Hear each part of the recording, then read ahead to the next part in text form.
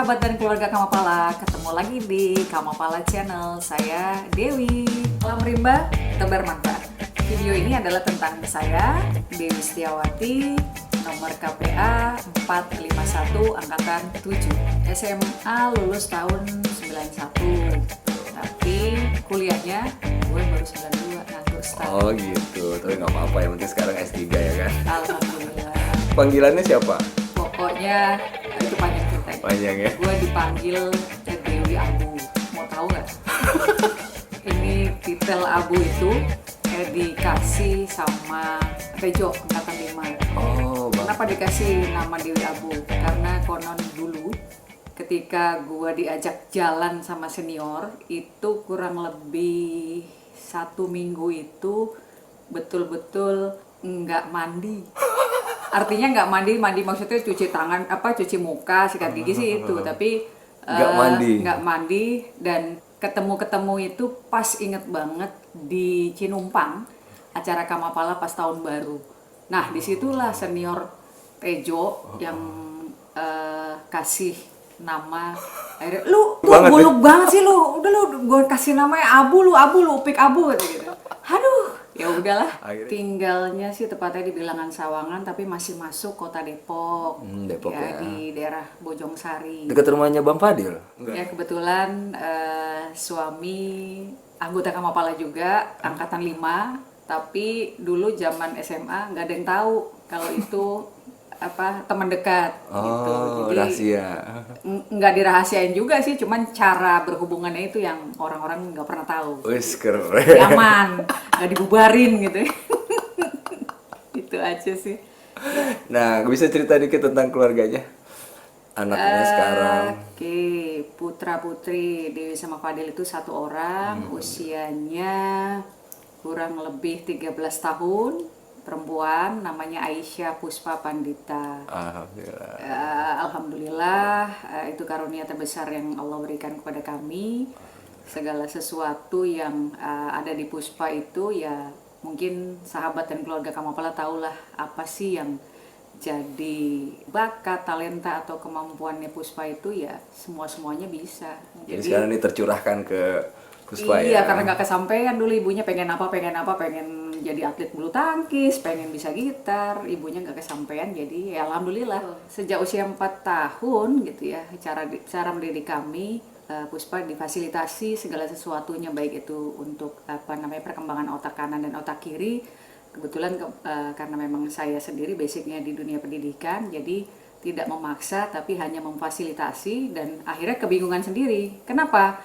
Karena sampai usia 13 tahun ini, apa yang menjadi kesibukannya Puspa itu ya semuanya itu dilakoni. Pekerjaannya, mungkin sedikit cerita ya, saya kebetulan tadi sudah disampaikan kuliahnya 92. Lulusnya 91. Nah ngapain itu semenjak 91 ke 92? Saking kepengen kuliahnya, pengangguran, tapi pengangguran yang aktif artinya apa? Mempersiapkan diri untuk cari uang untuk kuliah. Nah di situ cari uangnya seperti apa? Saya itu dilatih sama teman dekat saya itu angkatan 5, suruh manjat gitu. Jadi dipersiapkan untuk menjadi atlet panjat.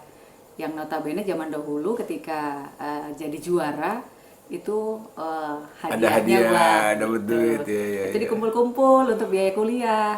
Karena apa? Minta sama orang tua kuliah, nggak ada kuliah kalau tidak negeri, nggak dikuliahin sama bapak almarhum.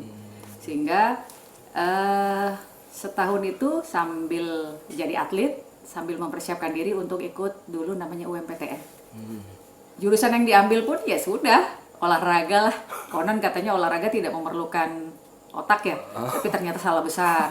Harus pintar juga. Harus pintar juga karena pelajarannya hampir sama dengan kedokteran, ada biomekanika, kinesiologi yang orang-orang tuh nggak pernah tahu, dan saya sendiri pun sebetulnya nggak tahu.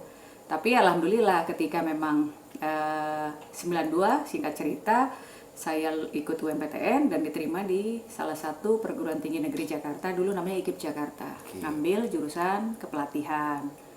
Nah setelah lulus langsung kerja di pusat kebugaran. Dari merangkak betul-betul dari bawah. Artinya dari instruktur fitness, kemudian singkat cerita sampai pada akhirnya tahun 2005 puncak karir di perfitnessan itu menjadi manajer fitness center di Hotel Ibis Jakarta. Oh, iya. Dari situ 2005 kemudian ada kawan memberikan informasi bahwasanya di UPT Kemendikbud itu butuh formasi menjadi tenaga pengajar. Tadi udah enggak gue udah posisi nyaman gitu kan, yang memang secara finansial itu sudah lumayan lebih lah dari yang biasanya. Di situ ada tawaran jadi PNS. Nah, akhirnya 2005 ikut tes PNS, alhamdulillah lulus.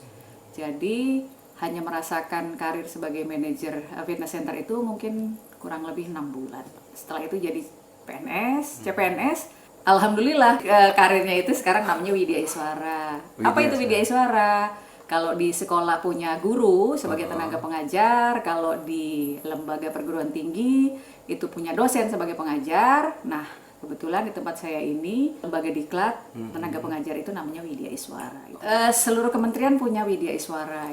Di Widya Iswara itu saya CPNS itu 5 tahun, kemudian 2010 menjadi tenaga fungsional Widya Iswara sampai saat ini 2020 kurang lebih 10 tahun.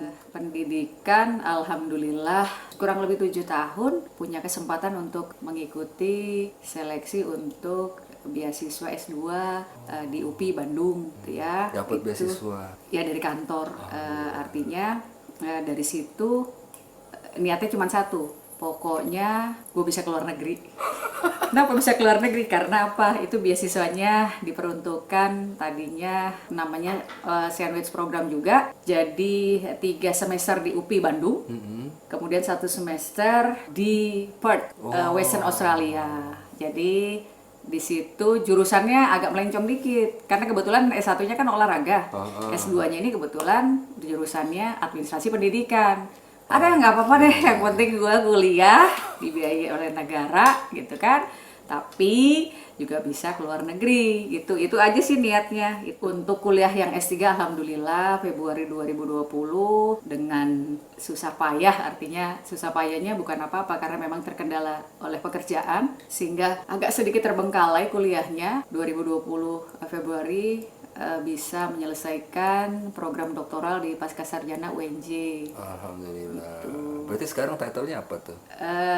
Doktor Pendidikan Olahraga, Pendidikan Kepelatihan, Administrasi Pendidikan, kemudian kembali lagi ke jalur yang benar. Pendidikan olahraga.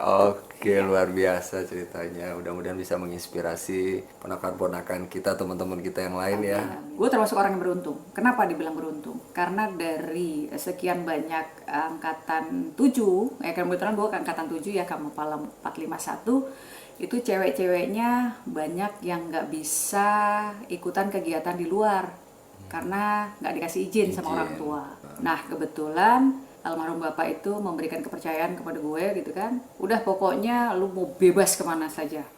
Segala sesuatunya bapak memberikan kebebasan. Jadi ketika memang senior-senior ngajak, yuk jalan yuk, tiap malam minggu, hampir tiap malam minggu nongkrongnya di Cibodas. Orang-orang sekarang bilang keren, wah nongkrongnya Cibodas, padahal dia nggak tahu kita ke Cibodas itu naik apa, ya kan? Musik pasar induk gitu kan, top truck gitu kan. Nah itu yang apa namanya, gue rasain, yang berkesan gitu kan. Nah disitulah makanya ketika memang Kamapala itu tidak berpikir tentang material atau finansial gitu ya. Karena mungkin ya kebebasan izin dari orang tua. Alhamdulillah tahun 91 pun gue juga udah naik Gunung Rinjani, itu sih yang berkesan gitu ya. Apa ya, Semeru, Rinjani itu yang pernah gunung tertinggi lah ya, yang udah pernah gue daki. Karena memang apa itu tadi keuntungannya, gue izin dari orang tua itu izinnya gampang ya. Gampang, tapi secara finansial itu nggak gampang. Tapi alhamdulillah tadi itulah di Kamapala tidak ada perbedaan apa sih, perekonomian tingkat ekonomi ya mungkin ya lebih pas ya, gitu aja sih. Nggak beda-bedain gitu. Salutnya di Kamapala gitu. Kamapala saat ini dengan Kamapala Foundation-nya gitu ya, alhamdulillah kalau menurut gue itu eksistensinya itu ada gitu ya. Ketika memang sudah tidak bisa berdiri di sekolah, Kamapala Foundation itu mewadahi teman-teman keluarga, ya kan, sahabat Kamapala yang ingin mungkin tetap menjalin silaturahim, terus apa ya, kalau gue lihatnya melakukan aktivitas-aktivitas yang memang lebih mendominasi aktivitas yang berbau-bau atau dekat dengan alam ataupun yang sosial. Karena kapan hari itu gue juga sempat ikutan ketika Kamapala turun tangan di bencana alam. Harapan ke depan dari Kamapala Foundation sih ya sebaiknya semakin hari semakin baik. Artinya ketika kita punya program-program yang memang sebetulnya sudah bagus, itu ada yang sudah dijalankan ataupun yang belum gitu ya. Artinya ayo dong sama-sama kita wujudkan. Amin. Ya, kita realisasikan. Nah, ketika memang ada beberapa kegiatan yang memang sudah terrealisasi, itu ya idealnya kan harus ada evaluasi. Gitu ya, supaya kita tahu sebetulnya hal-hal yang memang perlu ditindaklanjuti, yang seperti apa atau yang memang sudah bagus tapi tetap dipertahankan. Wow, ini jujur ketika memang ada dengar Kamapala Channel ya. Kamapala Channel ini ya artinya kita bisa mengupdate terus informasi tentang entahlah teman-teman ataupun aktivitas dari teman-teman, kemudian keberadaan teman-teman itu seperti apa, termasuk sampai pada profesi dari teman-teman Kamapala sendiri gitu. Nah, harapannya dari Kamapala Channel inilah kita bisa lebih berkembang luas. Ya, karena kan memang kalau dipikir-pikir kita masuk di YouTube itu kan tidak hanya lingkup Indonesia, tapi kan seluruh dunia. Nah, disitulah kita sebetulnya punya poin atau punya harapan yang sangat besar untuk sesama anggota kita mengisi konten-konten yang ada di Kamapala Channel. Baik itu kalau memang bidangnya tidak dibatasi, malah itu kan lebih bagus sebetulnya. Gitu. Oke, selain tadi keluarga, anugerah terindah yang gue milikin gitu ya. Ya artinya segala sesuatu yang memang terjadi sama diri gue, cobaan-cobaan, pelajaran hidup yang ada di diri gue itu gue anggap sebagai anugerah juga. Kenapa? Karena dari situlah gue banyak belajar. Ya, ketika memang posisi gue tuh betul-betul berada di keadaan yang memang harusnya orang-orang itu bisa jadi curhatan hati gue, dan gue merasa orang-orang itu nggak bisa menjadi tempat curhatan, cuma satu, sajadah doang yang jadi curhatan. Nah, disitulah gue punya pikiran kalau anugerah yang ada dalam hidup gue itu ya, gue selalu menjalani hidup ini dengan mensyukuri apa yang Tuhan berikan, Allah berikan kepada gue. Itu aja. Pegangan atau prinsip hidup dalam diri gue itu sebetulnya berawal dari gue flashback ya. Sejak gue tahu lah gue mesti belajar gitu kan, keinginan gue tuh selalu bisa terwujud. Nah, di situ gue flashback, kenapa sih gue bisa mewujudkan apa yang gue inginkan. Nah, di situ apa yang gue inginkan itu tentunya ternyata gitu ya didasari dengan kerja keras. Jadi gue itu paling jarang untuk dapat undian. Artinya lakinya itu kayaknya agak jauh gitu loh. Kan ada orang yang bilang, wah lu beruntung lu gitu kan. Tapi kalau gue nggak pernah gitu, maksudnya jarang, bukannya nggak pernah, jarang. Nah, di situlah gue berpikir dalam hidup gue, ketika memang gue proses kuliah gue agak lama waktunya dari S1, S2, S3. Nah, disitulah gue berpikir gini, kok gue lama ya kuliah. Nah, di situ gue nggak pernah surut untuk pantang menyerah. Udah, gue nggak mau deh, gue capek atau apa, enggak. Ternyata di situ gue bisa katakan bahwasanya jangan berharap kesuksesan itu akan menghampiri diri kita tanpa kerja keras. Itu yang jadi prinsip itu. Demikianlah video dari gue, Dewi Setiawati. Ya, kalau memang sahabat dan keluarga Kamapala merasa video ini bermanfaat buat sahabat dan keluarga Kamapala, jangan lupa klik subscribe, kemudian klik lonceng, dan klik like. Jangan lupa juga kasih komentar. Komen ya. Komen ya. Salam rimba, tebar manfaat.